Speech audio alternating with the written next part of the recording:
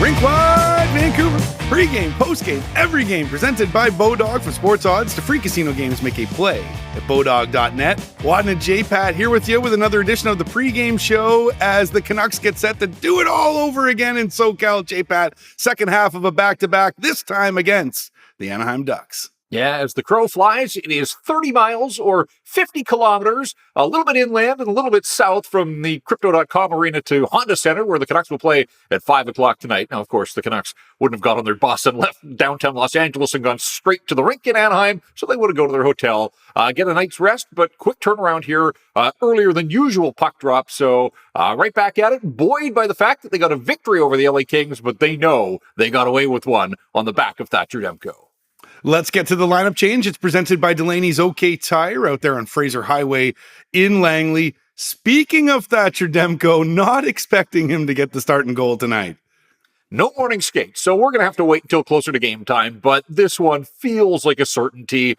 After the way that he played, the 38 saves, the 2 more in the shootout, he had started 5 in a row, 8 of 9. It looks like it's going to be Colin Delia's turn to go. Give Demko a little bit of a break. The Canucks in this stretch of the schedule right now, this is their 4th game in 6 nights. Colin Delia, by the way, we talk a lot about Thatcher Demko being from Southern California. So is Colin Delia from Rancho Cucamonga, which isn't far from Los Angeles and a little bit north of Anaheim, so a bit of a home game for him as well. You know, there's only been 3 California-born goaltenders play in the National Hockey League. The Canucks have 2 of them on their roster right now. So we expect Delia in goal. As far as other lineup changes, I wouldn't be surprised if Vitaly Kravtsov gets back in after being a healthy scratch last night. Send him the message, see if he can respond. But if he comes back, somebody has to come out. So again, we'll probably have to wait closer to warm-up time tonight, around 4:30ish, to find out who's going for the Vancouver Canucks. Yeah, last night against the LA Kings, they might have got the W, but they were defending a lot throughout the game. Second half of a back-to-back, 3 games in 4 nights. Canucks going to have anything left in the tank? It's a fair question. And the problem there is, if they don't, they're doing it all again next week. Starting here, this is the first of 5 games in 8 nights, so they're going to go right back. They go home for a couple and then out on the road, another back-to-back next weekend. So this is a taxing stretch of their schedule, there's no doubt. But these are good challenges for a coaching staff trying to evaluate, who can bring it on consecutive nights. And as you said, 3 and 4 with a little bit of travel in there from Arizona. So we'll see what the Canucks have left to offer the Anaheim Ducks. Ducks not at the same level as their opponent last night, but still, it's tiring defending, and the Canucks did an awful lot of that against the Kings. So we'll see if they can spend more of tonight in the offensive zone. Yeah, and get in on the forecheck as well. Want to pressure this Ducks D.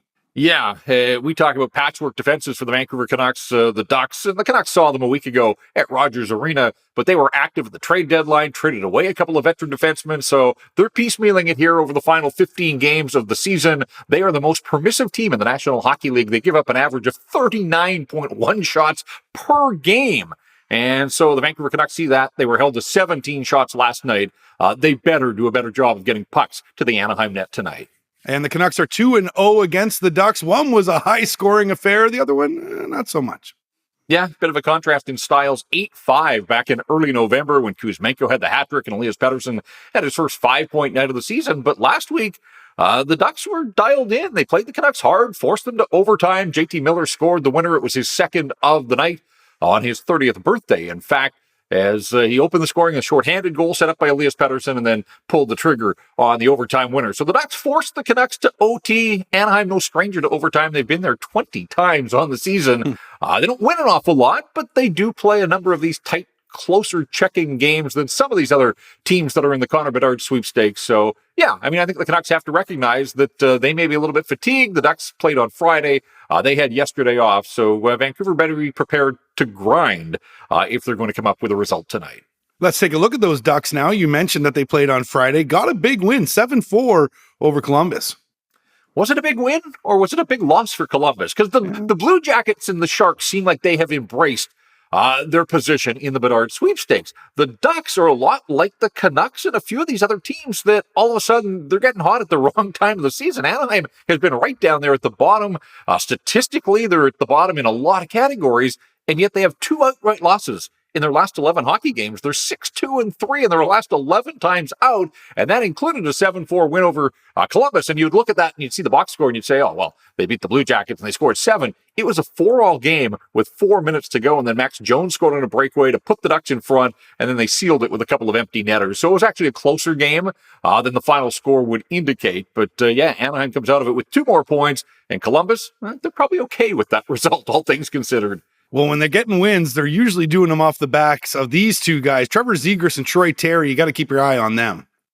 Yeah, Trevor Zegras, first of all, turns 22 tomorrow, so he'll be looking to celebrate his birthday a night early. He and Jack Hughes are the 2 youngest players in the National Hockey League to lead their team in both goals and points. Now, Zegras isn't quite at Jack Hughes' level, but it does sort of indicate how rare that is to have a player that young be your top goal scorer and your top point getter. He's got 22 goals, so he'll turn 22 tomorrow. And he's the top point getter with 58 points. Now, to put that in context, the Canucks have 4 players with more points than the Ducks' leading scorer. So his numbers aren't going to blow you away, but his team hasn't blown many people away all season long. He is truly a talented player. He's got a little bit of an edge to his game as well. He's fun to watch. And Troy Terry, 20 goals as well. So there's their 2 20-goal scorers on a pretty low-scoring hockey club. But those are the guys the Canucks will have to keep an eye on tonight. It's been a tough few years for goaltender John Gibson, but he's been good, especially since the All-Star break. He's 4-2-2 in his last 8 starts, so 2 outright losses, and he's picked up points for his hockey club in 6 of those 8 games. Now, we said they give up just a crazy amount of shots. He's running with a save percentage over 900 on the season, so he does seem to have found his game again.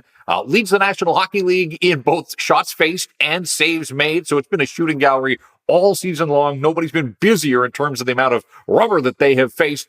And you look at his record against the Vancouver Canucks all time, 13-3-2 with a 2.16 goals against average, a 927 save percentage. But wait, there's more, 3 shutouts as well. So he has, for whatever reason, has been absolutely dialed in against the Canucks. And they didn't see him last week. It was Lucas Dostal in goal. And when JT Miller scored the overtime winner, it was a great shot. But I did wonder if John Gibson, just a slightly bigger goaltender, take up a little more space, might he have been able to stop that one and allowed the game to carry on? Whatever the case, it was Dostal in. Dostal played on Friday, so John Gibson rested and ready, and he'll present a challenge for the Vancouver Canucks. Boy, after all of that about John Gibson, I might want to rethink my Bodog Best Bet. Nah, I'm going to go with it anyway. I haven't bet this one all season long. I got the Canucks to score in each period, getting 2-1 on my money. I don't know. I feel like this is going to be a bit of a pond hockey game, if you will, today, JPat. I think it's going to be a high-scoring affair, and I think the Canucks are going to score in each period. Well, they scored in the first period and they scored in the third last night, but there was the issue with the middle frame. And of course, in overtime, they had the only 3 shots. So, yeah, I don't know what to expect, honestly. I mean, the Ducks really aren't playing for much. The Canucks are playing better. Colin Delia hasn't played in a long time. So where is his game? Yeah, this one could be a little bit loose. We'll see. But that's why they play the games.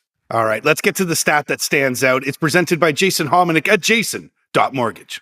Yeah, we've spent a fair bit of time on our podcast this season just pointing out scheduling quirks. It kind of seems like it's been a weird year when it comes to the National Hockey League schedule. The fact that this is the first time that the Canucks have visited Honda Center, and yet they'll be back there again. First trip to Arizona, first trip to Southern California this late in the season. Well, the Ducks are playing the 3rd game tonight of an 8-game homestand. And you think, man, an 8-game homestand at this stage of the season. Surely that's their longest homestand of the year. They had a 10-game homestand that started just before Christmas and ran through the middle of January. So I don't know if it's because of building availability. The Honda Center, a busy place, doesn't just play hockey, or they don't host hockey, college basketball. There's other events in there. So maybe the Ducks don't get the pick of the dates, but you have a 10-game homestand, and then that's followed up later, and really in the second half of the season to have the 10-gamer and now an 8-gamer. So, yeah, they're getting some home cooking right now, and we'll see if they can take advantage of it. But just a peculiar stretch on the Ducks schedule this year. That's a statistic that stands out to me, brought to you by our mortgage broker friend, Jason Hominick at jason.mortgage. All right, lots of candidates for this one today. Who do you think is going to do something in this game? Taking a little bit of a different approach with this one, and maybe it's not fair, but he scored last night. He had a share of the team lead with 3 shots. We know the Canucks only had 17. He drew the penalty that led to Elias Pettersson's goal. And as much as we admired Pettersson's shot, one of the reasons it found its way in, Brock Besser standing his ground, planting his flag in front of Jonas Korpisalo last night. Terrific screen, take the goalie's eyes away. So Brock Besser did a fair bit last night. I'm asking him to do it again. He hasn't scored in back-to-back games all season long. 13. I don't know, that's an unlucky number. See if he can move off 13 and get to 14 and maybe 15. I'd like to see Brock Besser follow up one game with another solid outing tonight. So, yeah, we're kind of laying the gauntlet down for Brock Besser. Can't rest on those laurels. It's been a disappointing goal-scoring season, but he did have, I think, relative to the rest of his team last night, thought he actually had a pretty impressive outing. So we'll go with Brock Besser as the do-something candidate for this hockey game in Anaheim tonight. All right, well, let's see if the Canucks can follow up that win in La La Land with a win over the Ducks tonight in Anaheim. This has been another edition of the Rink-Wide Vancouver podcast presented by Bodog. For Jeff Patterson, I'm Andrew Wadden. Remember, Rink-Wide is the show that always scores.